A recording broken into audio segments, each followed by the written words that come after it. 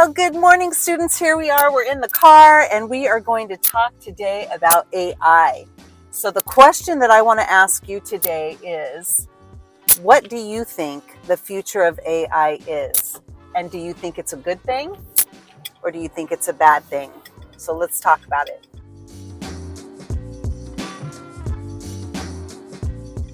So what's really interesting is that we've been using AI for a really long time when we think of it in more kind of mundane terms, like I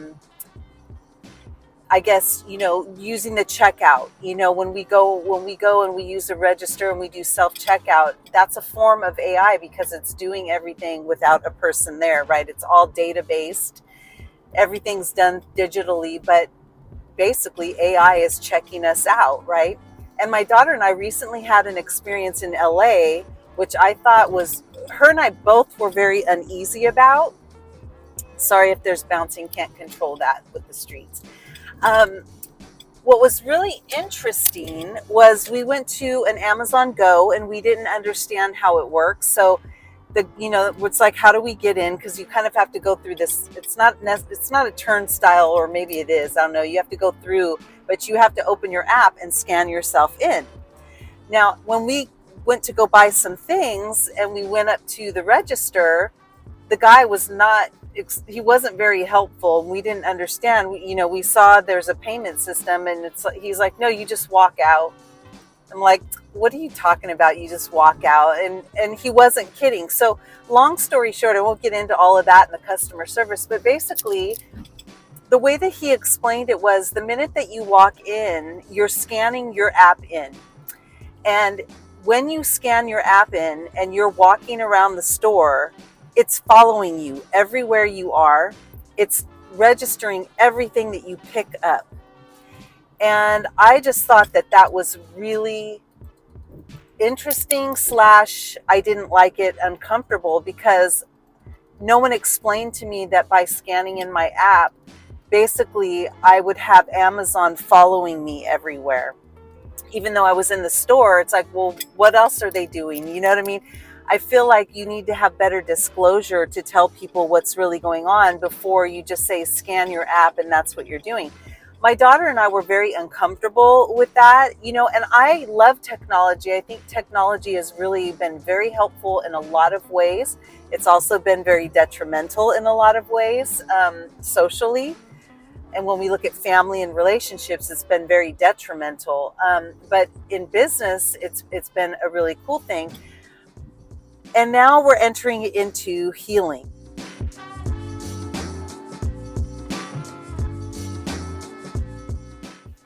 So one of the things that I was really surprised by with this AI text therapy is that it was so empathetic, and it actually talked to me when I asked questions. And mind you, I asked questions like about depression, and said that I was feeling depressed. And I even alluded to, thinking about ending it all, because I didn't want to say I'm going to kill myself. I said stuff like, it just makes me feel like I want to end it all, or something to that nature that kind of implies something dangerous, right? And I wanted to see how sensitive the AI was to pick that up, if it picked it up or it didn't pick it up. And to my surprise, it picked it up. So, we're living in an age where I think empathy is so low. There's a lot of us in our community that, in the healing community, we have it in spades. But when you look out into the world, a lot of times empathy is missing, because technology has affected people's empathy, because they're so being raised locked into technology. They are getting their wisdom and their information from a computer. Even with YouTube, you can get wisdom off of YouTube, but there's nobody there that you're talking to, right? Where people used to go and sit with a grandparent and talk about their problems, and they would get that empathy and that wisdom from a living soul. They're not getting that a lot of times now from a living person. And so a lot of times empathy is missing. When all of our learning is coming through data and technology, the missing link is a human being that has empathy. So what I thought was interesting is that with AI, they're programming that in. Okay. So I thought that that was wonderful, but it's also an issue with the state of the world and not having enough healing, not opening healing up. Let me just say this. There's tons of healing available. Okay. But it's available at a cost. It's available with insurance. And I'm not saying that to charge for healing is wrong, because we need to do that, right? Money is important because it changes how we use our time. It changes the quality of our life, and all of that matters in what we're giving back to the world, right? So money is important. I don't think money is evil. It's a good thing that people earn a living and they feel comfortable. I absolutely do. It's using that money, for good. And what I'm seeing happening is that the pendulum has swung so far the other direction that people can't get the care that they need. People who need therapy can't get it because they have a roadblock in their way of insurance. Or if they pay out of pocket, they can't afford that. So what happens to the person who can't afford these really expensive ways of receiving the healing for stress and anxiety and mental health? A lot of times what happens is they just don't get the help that they need. And this bothers me. And this is why I think that AI can be used for a source of good, right? If we're using it for so many other things, why not use it as a source of support and healing, so that the people that cannot afford to get the healing that they need because of the way that things are set up? I think it's a wonderful thing that somebody could reach out to a number and have somebody talking back to you in a moment where you feel incredibly isolated, where maybe you don't have any friends, maybe you don't have any family, maybe there's nobody there, or maybe you don't want to tell whatever it is you have to say to somebody that you know. And this happens a lot in therapy, where people don't want to say anything to their friends or family because they don't want to burden them, right? Or maybe, they know the conversations that's going to come back. Like sometimes people just say, oh, just let it go. Well, you've heard, if you've been in a lot of my classes, just let it go is like not, that's not helpful. It's not even realistic. There's work involved to get there. It's not just, oh, flip it. Oh, just let it go.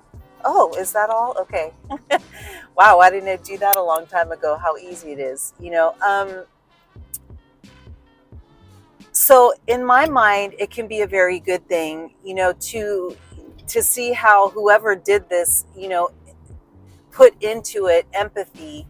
That was the thing that really surprised me the most. And having someone that I know personally who struggles, who used it and felt so good after using it, and this person, doesn't, couldn't afford to do it the regular way and was able to get the healing. I think that's wonderful. Now, the other thing too is, I've for a long time thought that they should, they make it so hard for people to become, like psychologists. And, I just think it should be made a lot easier for people to be able to go in and get the training, so that there's more healing therapy out there, and if they're not willing to do that, how about open it up to alternative healing therapists and give them the same respect that these other healers, right, who went through academia. Why not allow alternative healing therapists to have that same ability to, where people can go and use their insurance? You rarely see that. I know in some cases that can be done, but it's very rare. Or how about giving them, just like there's apps and for healing and counseling and therapy, and there's these resources where all doctors or all psychologists or counselors can go on this network where you tap into that, and it's all these, either MDs or PsyDs, or if I'm saying that right. You get what I'm saying, right? There's resources for people who who are psychologists and counselors and medical professions to have these mainstream resources where they can put their information in and people can find them. But it's very difficult to find something like that for healers, and I think it should be. And I think that they should open it up to allow, you know, all the healers that we all know to open that up to allow us to use, you know, for people to use insurance for our type of healing too. And why not? Because there is a shortage. There's a shortage of people being able to get in to see therapists and healing. And guess what? Psychology and psychiatry is not the only, you know, is not the only type of healing that makes people better. It isn't. So why are we excluding all these other healers? You guys listening, why is there not this big resource? Why are we not being able to have people come see us and use their insurance? And also, you know, even with medical professions, you can pay out of pocket if you don't have insurance. Why are we not doing this when there is clearly a need? And this is why, you know, I love the idea of AI being a helper. I don't think AI takes over, and nothing takes over for a human being, right? But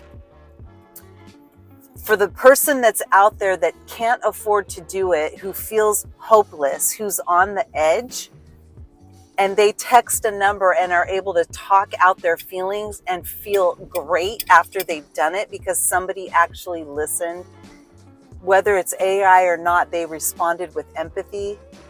I don't know, there's something to that. So I'm curious what you guys think, and I want to know your thoughts. Are you scared of it? Are you open to it? What are your thoughts about the current state?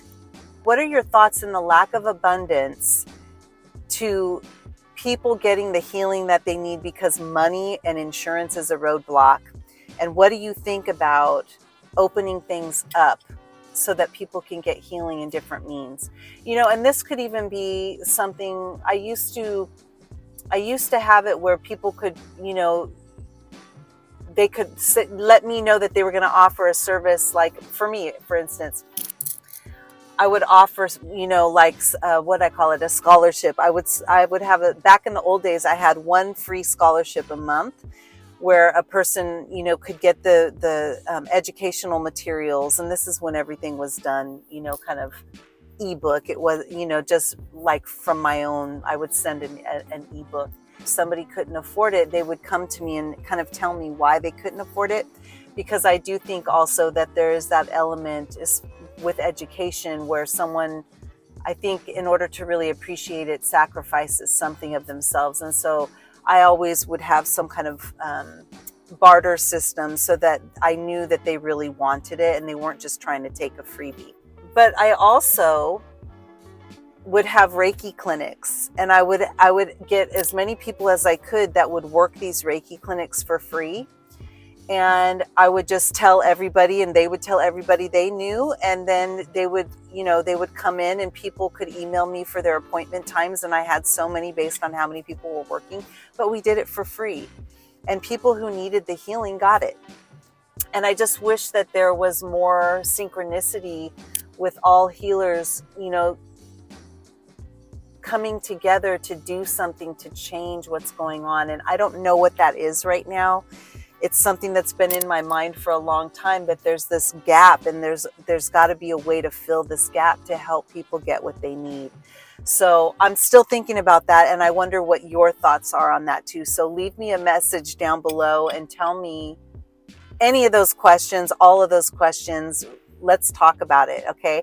I look forward to reading those comments too, because, you know, every time I read things from you guys, it may give me inspiration and lead me to the next thing that I'm going to do.